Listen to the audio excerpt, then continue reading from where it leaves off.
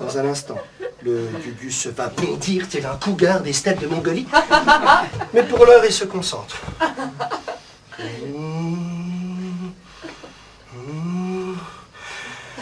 Allumez le feu! Waouh! Il prend son téléphone de toutes ses forces!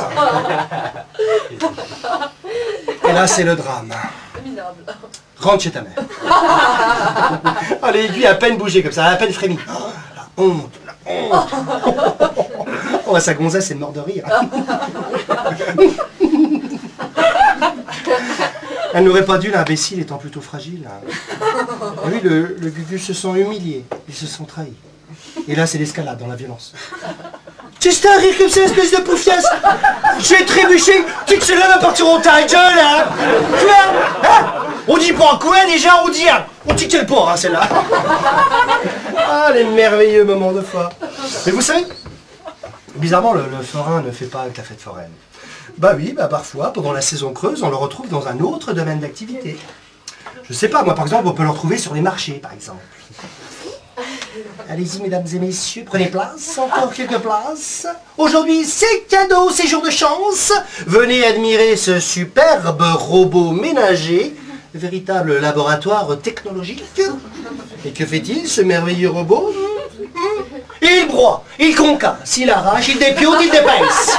Il mousse, il éviscère, il stérilise, il défrise le persil. Il le farcit, c'est beaucoup plus qu'un simple robot ménager. C'est un véritable membre de la famille. Et un membre actif. En tout cas, plus que vos maris, n'est-ce pas, mesdames? Les visages s'illuminent de bonheur et tout ça pour la somme dérisoire symbolique. Non, ce n'est pas un gag pour la somme ridicule de 295 € TTC, toute taxe comprise, TVA incluse. Ah, je sais ce que vous dites. Vous dites que le forain est encore dans son domaine d'activité. Mais parfois, pour subsister, il doit accepter des jobs éloignés de sa formation initiale. Je sais moi, par exemple, on peut le retrouver dans un crématorium, par exemple.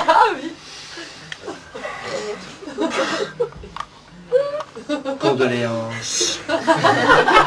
Prenez place. Encore quelques places. Hein. On place les enfants devant. Hein. C'est pas tous les jours qu'on crame le papy. Papy Marcel, 89 ans, vient de nous quitter. Papy Marcel va faire des étincelles pour la dernière fois. Papy Marcel, c'était un dur à cuire. Alors toute la gomme. Toute la puissance. L'aiguille sur le rouge, 1800 degrés Celsius et ça flambe comme du bois sec. Vous êtes la veuve, j'imagine. Condoléances, permettez-moi de vous signaler que jusqu'au 30 septembre, nous pratiquons demi-tarif. Une crémation achetée, une crémation offerte. Allez-y, prenez place, encore quelques places.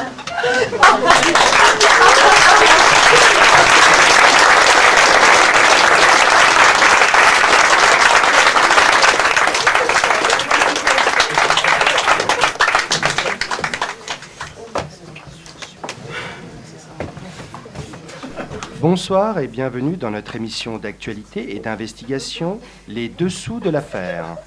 Gérard M., brigadier de gendarmerie. Vous avez décidé ce soir de tout nous révéler sur votre rôle actif lors de la célèbre prise d'otage de l'école Saint-Exupéry, école primaire dans laquelle, malheureusement, vous vous êtes brillamment fait remarquer lors de l'assaut. Avec notre psychologue Nicole Schmurtz, nous allons tenter de comprendre l'impensable. Mais à vous la parole, allez-y, racontez-nous. Bon, tout d'abord affirmatif. Hein. Merci de me donner l'occasion de m'exprimer dans cette affaire compliquée, hein, dans laquelle je me veux et je me dois de faire intervenir toute la lumière. Comme vous le savez sans doute, au moment des magiciennes. Non, c'est pas les magiciennes. Là, ça ressemble, c'est tout comme... Des fées, voilà. Au moment des fées, donc. Qui se sont déroulés dans la matinée du 20 décembre dernier à 9h30 GMT heure locale, nous étions avec les collègues en patrouille stationnés et immobiles devant l'école primaire Saint-Exupéry. Hein. Saint-Exupéry, donc qui fut roi de France, hein. Comme chacun sait, puisque c'était le père du petit prince.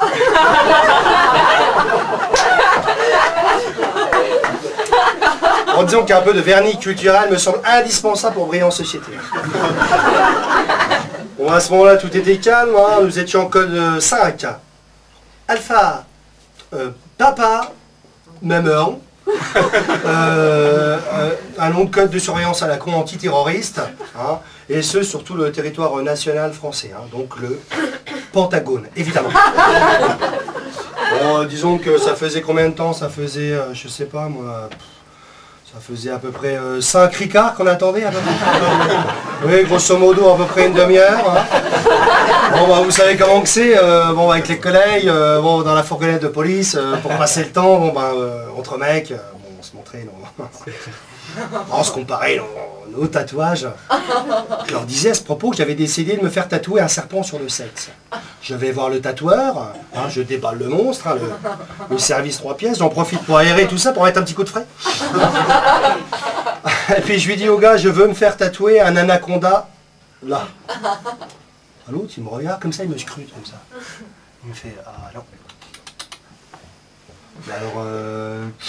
Bah alors un python royal, alors il me fait, ah non, non, non, malheureusement avec le matériel que vous avez, tout ce qu'on peut tatouer c'est un Norvège. Ah bah, j'ai redouté, ah, va pour le tétard. Ah la vache, les collègues sont foutus de ma gueule, ah, l'ambiance dans la fourgonnette, l'ambiance. Oh putain, ah les cons. Ah, mais plus sérieusement, on était là, on surveillait.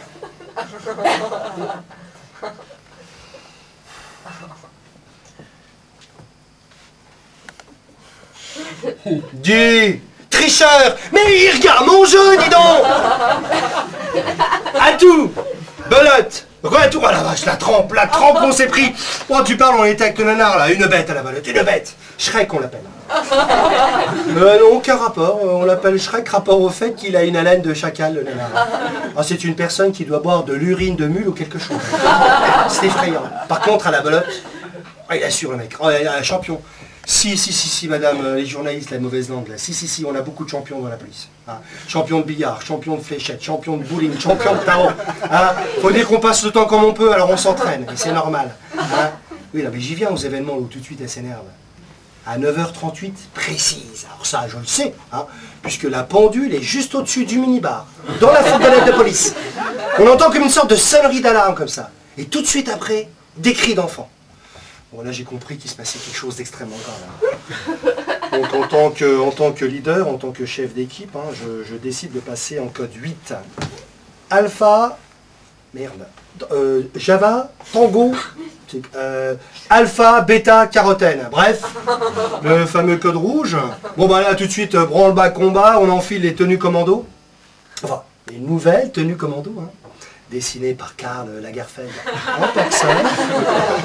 Bon bah disons que j'enfile mon petit gilet bleu pare-balles, hein, camailleux bleuté, échancré sur le devant, collant V mousseline, manche courte. Ensuite j'enfile mon petit pantalon bleu à rayures, 50% laine, 20% lycra, 30% polyester. Esprit car, là. Bon, disons qu'on peut être policier et coquet. À ce moment-là, donc, je viens rejoindre le nana, déjà posté devant le portail de l'école, tout de suite j'ai confirmation qu'il se passe quelque chose d'extrêmement grave. Hein. Bon, la prise d'otage vient de commencer vraisemblablement. Oh, bah, les gamins sont visiblement traumatisés par les terroristes. Comment je le sais, Ils crient des choses absurdes. Voilà comment je le sais. Ah, du genre, rends-moi mon ballon, rends-moi mes billes, je vais le dire à la maîtresse, je te fous un doigt dans le feu. Hein. On voyait bien que la situation commençait à nous échapper. À ce moment-là, je me retourne vers le nanar comme ça. Qui se met à être pris d'une convulsion, il se met à vomir le mec. Écœuré, de peur, bien sûr, de peur. Mais oui, comme vous dites, trop de pression dans la police, trop de pression. De la bière belge, toujours, c'est très important. Qu'est-ce qu'il y a, madame, hein? Un problème d'alcoolisme, peut-être? Ça m'énerve, ça. C'est bien le cliché du journaliste, ça. Problème d'alcoolisme. Je crie rumeur, je crie complot. Mais non, pas du tout. Bah non, le nanar, il n'est pas alcoolique. Eh ben non, pas lui. Justement, pas de bol. Le nanar, il n'est pas alcoolique. Il est éthylodépendant. Eh ben pareil. C'est un artiste, il est fragile. Si, il est fragile, il fait de la peinture sur soi, comme ça. Non, mais lui, peint vraiment sur soi, comme ça. Ah, il est très con, nanar, très con. Rendons à nanar ce qui appartient à nanar. Et vous voulez que je vous révèle un scoop, moi, sur la police et l'alcoolisme? Vous voulez que je vous dise, hein? On ne boit jamais pendant le service, c'est simple, jamais. En tout cas, rien de fort. Ceci étant dit, il est une vérité française, éternelle. reconnu internationalement. C'est que rouge sur blanc, tout fout le camp. Mais picon sur bière, sur pastis, sur rouge, rien ne bouge. Ça, je sais pas. Alors à ce moment-là, donc on est devant le portail de l'école comme ça, à l'affût. Tout d'un coup, du coin de l'œil comme ça, j'aperçois un objet suspect et isolé. Alors là, tout de suite, n'écoutant que mon instinct de chasseur, oui, je chasse un peu. Oh, disons la tourterelle, le cerf, la perdrix, l'escargot parfois, l'homme de couleur, enfin bref, tout ce qui est sauvage. À ce moment-là, je verrouille la cible et je fais cracher le gun. Oh, en plein dans le mille. Oh oui, j'avais raté une cible. Oh, disons que je suis quand même... je suis champion interplanétaire, intercantonal de tir. Hein, ceci expliquant cela. Hein? Comment? La peur. La peur. Vous savez, dans ce genre de situation extrême, on ne prend pas conscience du danger. Tout se passe au niveau du cerveau, j'ai envie de dire. Qu'est-ce qu'a dit la journaliste? Laissez parler les journalistes. Qu'est-ce qu'il y a? Hein? Quoi? Est-ce que la balle a fait des dégâts? Ça, c'est une question con, ça. Une balle de 357 Magnum. Tu me demandes à moi si ça fait des dégâts. Tu sais que c'est la même partie en ta gueule, 500 grammes de barbac à McDo, tu vas pas longtemps de déflagration, pétasse. Évidemment, ça fait des dégâts, t'imagines pas. Surtout pour un impact. Bon, t'imagines pas la puissance de feu du gun, toi. Ah bah la balle a tout traversé. Le cartable. Oui, c'était l'objet suspect. Le cartable, le cahier de maths, le cahier de français, le cahier d'histoire géo, il est venu mourir dans le poumon du forcené. Du petit garçon, ouais. 8 ans. Atroce, atroce. Non mais je n'ai pas vu le mot. Ouais, oui, mais ça les gamins, Mais c'est quand même une opération de police à haut risque, merde. Alors ça les gamins, hein, ça leur passe au-dessus de la tête. Oui, bah pas comme la balle, effectivement. Mais je ne l'ai pas vu, le môme, il devait se planquer derrière son cartable ou je ne sais quoi. Bien sûr, un gros cartable, je sais, ça faisait 15 cm sur 20 cm, vous voyez à peu près les dimensions. Oui, c'est ça, grosso modo, une bite de blanc sur une bite de noir, ouais. Hein, je vais quand même pas faire un portrait robot, merde. Oh le bordel. Ouais, effectivement. Ouais, c'est à partir de ce moment-là que c'est parti en coucouille. Mais non, mais il faut les comprendre, les collègues. Non, mais les collègues, il faut les comprendre. C'est qu'en entendant le premier coup de feu, ils se sont crus agressés par les terroristes. Alors bon, bah disons qu'ils se sont mis à répliquer en manière de légitime défense, quoi. Bien sûr. Ah bah là, ils ont paniqué, les mecs. Hein. Bon, faut dire que j'avais donné le ton. Hein. J'avais donné le là, comme on dit. Hein. Ah, ils ne sont pas allés de gâchette morte.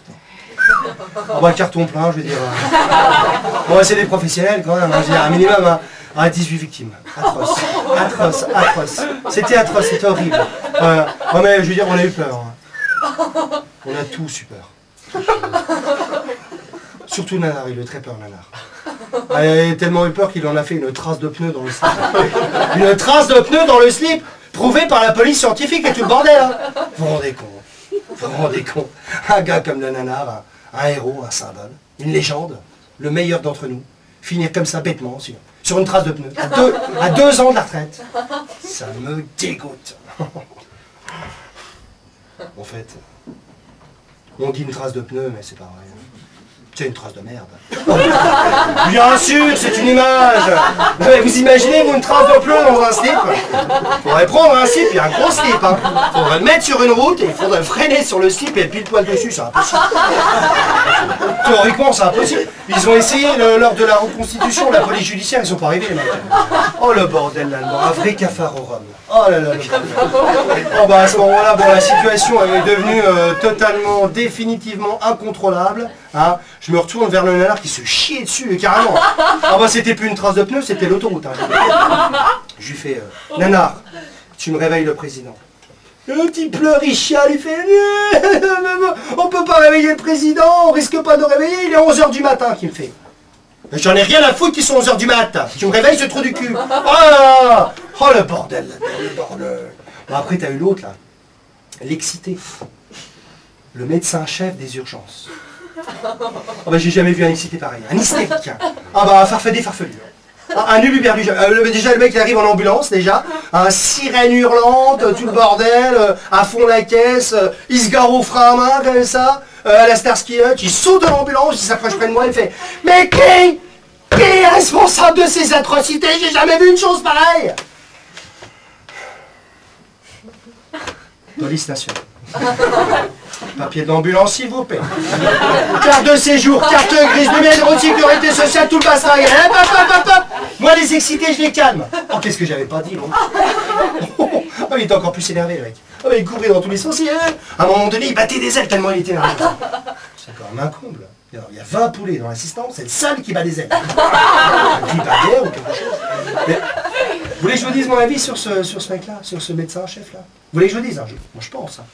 Moi je pense que ce mec-là, c'est un dingue. Un dingue ou un drogué. C'est pas possible autrement.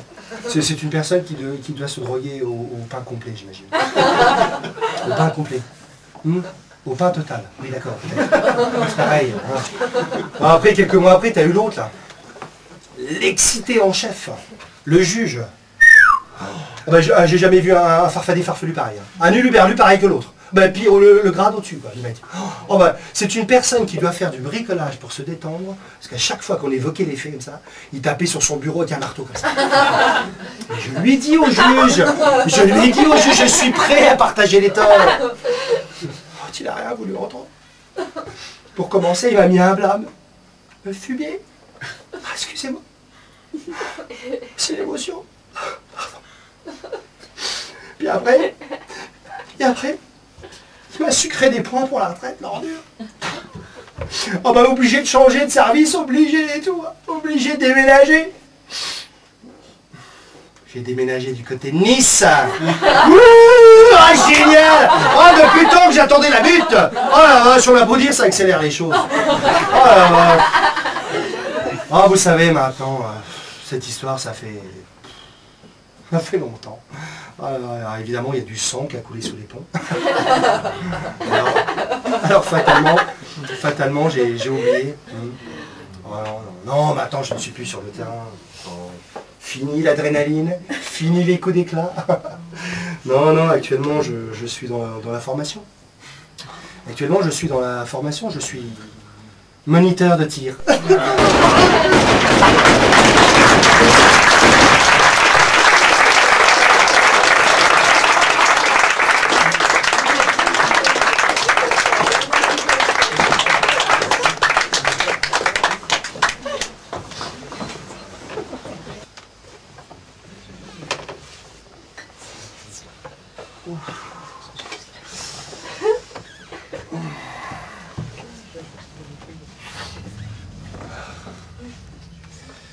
Ça fait mal.